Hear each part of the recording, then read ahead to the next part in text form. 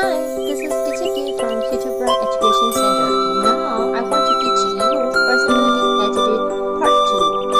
2. First one, sensitive.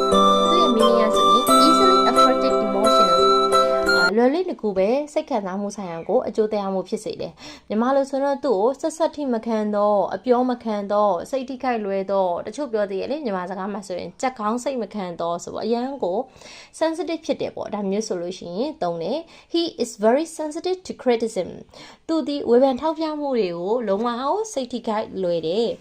အထိမခံဘူးအပြောမခံဘူးပေါ့နော် Example 2 A sensitive person gets hurt easily စိတ်ထိခိုက်လွယ်တဲ့သူတွေဒီလွယ်လင်းတကူနာကျင်ရတယ်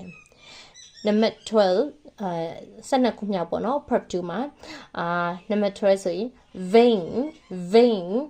too proud of appearance သူ့ရဲ့ရုပ်သွင်မြင်လက္ခဏာတွေပတ်သက်ပြီးအရန်ကိုမှဂုဏ်ယူဝင်ကြွားလုံးနေဒါဆိုရင်သူစိတ်ကြီးဝင်တော့ဂုံမောက်တော့မာနာကြီးတော့ဒီလိုသဘောကိုစောင့်နေဒီစကားလုံးက She's vain about her looks သူမရဲ့ပုံမှန်သွင်ပြင်တရံနဲ့ပတ်သက်ပြီးအလုံးကိုမှပဲဂုံမောက်လုံးနေNumber 2, Example 2, a vain person admires themselves too much. ရန်ကိုစိတ်ကြီးဝင်တဲ့ဂုံမောက်တဲ့သူတွေဒီသူတို့ကိုသူတို့အလုံးကိုမှလေးစားလုံးအားကြည့်တယ်ရန်ကို self respect အရန်များလုံးအားကြည့်တယ်ပေါ့လေနော်13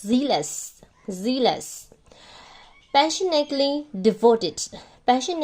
devoted လုံးလာကြီးကိုသူတို့ဒီစိတ်အားထက်သန်တယ် passionate ဖြစ်တယ်စိတ်အားထက်သန်တော့လို့ဘာသာပြန်ပါတယ် He is zealous about his work သူကသူ့ရဲ့အလုပ်နဲ့ပတ်သက်ပြီးတော့အလုံးဝစိတ်အားထက်သန်တယ် Example 2 A zealous fan cheers loudly လုံးဝစိတ်အားထက်သန်တဲ့ပျော်ရွှင်မှုတွေအကျယ်လောင်စွာပဲဂုဏ်ပြုကြတယ်เนาะ14 generous သူ့ရဲ့ meaning ကတော့ willing to give more than expectedမျောလင့်ထားတာပိုးပြီးတော့မှာပဲပေးဖို့အတွက်ဆန္ဒရှိတယ်ဒါကိုတော့မြန်မာလိုကျွန်တော်တို့ကရရောသဘောကောင်းတော့ပေါ့လေနော်ရရောတဲ့သဘောကောင်းတော့ဒါမျိုးပြောပါတယ် example လေးအဖြစ်ဆိုရင်တော့ example 1 She is generous with her time and money သူမအချိန်ရောငွေရောအရန်ကိုမှရရောသဘောကောင်းလို့ねအချိန်ရောငွေရောစိုက်ထုတ်တယ်ပေါ့လေနော်ရရောသဘောကောင်းတယ် example 2 A generous person donates to charity ရရောသဘောကောင်းတဲ့ပုဂ္ဂိုလ်တယောက်ကဆိုလို့ရှိရင်ဒီကုညီပေးတဲ့အဖွဲ့အချို့တဲ့သူတွေကိုကုညီပေးတဲ့ charity အဖွဲ့ကိုလှူဒန်းခဲ့တယ်15မှာ fair treating people equally and justly လူတွေကိုညီမျှမျှ equally ညီမျှမျှ justly မှန်ကန်မျှတတဆက်ဆံနေဒါတော့မြန်မာလိုတရားမျှတတော့ဗတ်မလိုက်တော့ fail ဖြစ်တယ်ဆိုပြီးတော့ပြောတာပေါ့လေနော်သူ့ example number 1အနေနဲ့ဆို a fair judge listens to both sides of the case ပြဿနာမှာနှစ်ဖက်စလုံးကိုနားထောင်တယ်မျှတတဲ့တရားသူကြီးဒီနှစ်ဖက်စလုံးကိုပြဿနာကိုမျှတနားထောင်တယ် example 2 he is fair when making team decision တွေကိုချတဲ့အခါမှာသူကမျှတတယ်ဗတ်မလိုက်ဘူးဒါမျိုးပြောပါတယ်16 ver stubborn ဒါကတော့ refuses to change opinions ထင်မြင်စားချက်တွေကိုပြောင်းလဲဖို့အတွက်ညှင်းဆန်တယ်ဒါဆိုရင်ပြောင်းလဲမလုပ်ချင်ဘူးပေါ့နော်ဒါခေါင်းမှာတော့လို့ဘာသာပြန်နိုင်ပါတယ် example 1 he is too stubborn to admit he's wrong သူမှားတယ်ဆိုတာကိုဝန်ခံမှုအတွက်သူကခေါင်းမှာလုံးအားကြီးတယ်เนาะပေကန်ကြီးပေါ့လေ example 2 a stubborn child refuses to listen ခေါင်းမှာတဲ့ကလေးကနားထောင်ဖို့ကိုညှင်းဆန်တယ်Okay, example 17 သွားပါမယ် sorry, number 17ကိုသွားပါမယ် stingy unwilling to spend money ငွေသုံးဖို့အတွက်ဆန္ဒမရှိဘူးငွေသုံးချင်ဘူးပေါ့လေနော်ဒါတော့မြန်မာလိုကတွန်တိုတော့ကစီနဲတော့လို့ပြောတယ်နောက်ထပ်ပြီးတော့ဘန်းစကားတွေမှာဆိုရှင်ဘီးစိတ်ကြတော့ပေါ့ဒီလိုမျိုးပြောတာပေါ့မြန်မာစကားနော် he is too stingy to leave a tiplyစားတော့ဆိုင်သွားလို့ရှင်ထားခဲ့တဲ့ငွေပိုလေးအကျွေလေး tip လေးထားခဲ့ဖို့တော့မှသူကကစီနဲလုံးအားကြည့်တယ် tip money လေးမပေးချင်ဘူးပေါ့လေနော် a stingy person avoids unnecessary expense ကစီနေတဲ့သူတွေကလေအပို့မလိုအပ်တဲ့ကုန်ကြမ်းစိတ်တွေကိုရှောင်ရှားကြတယ်တဲ့ number 18 reckless acting without thinking of အကျိုးအကြောင်းကို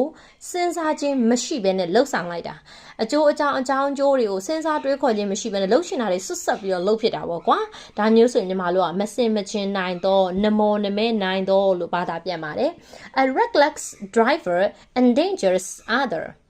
နမောနမဲနိုင်တဲ့ driver ကားမောင်းသမားကအခြားသူတွေပေါ်မှာအန္တရာယ်ဖြစ်စေတယ်ဟုတ်တယ်နော်Example 2 His reckless behavior led to trouble သူ့ရဲ့နမောနမဲနိုင်တဲ့အပြုအမူကဒုက္ခတွေကိုပဲဥဆောင်လာတယ်အခက်အခဲတွေဖြစ်စေခဲ့တယ်ပေါ့နော်ဒီနမောနမဲနိုင်တဲ့အကြောင်းပဲဒုက္ခတွေရောက်စေခဲ့တယ် Naive နံပါတ်19က lacking experience or judgment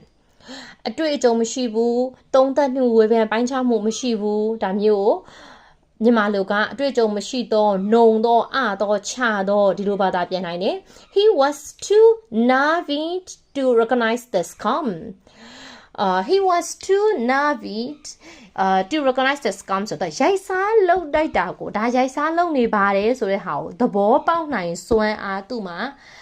အတွေ့အကြုံမရှိဘူးအရန်ကိုနှုံလွန်းအားကြီးရယ်နှုံလွန်းတော့ပေါ့ A naive person easily trusts strangers ဒီအတွေ့အကြုံမရှိတဲ့ဒီနှုံတဲ့သူတွေကအခြားသစိမ်းတွေပေါ်မှာလွယ်လင်းတကူပဲယုံကြည်ကြတယ်နံပါတ်20နောက်ဆုံးတစ်ခုပါ manipulated controlling others in a dishonest way အခြားသူတွေကိုမယိုးသားတဲ့နည်းလမ်းတွေနဲ့ထိန်းချုပ်ကြတယ်ဒါကို manipulated လုပ်တယ်လို့ခေါ်တယ်ဒီစကားက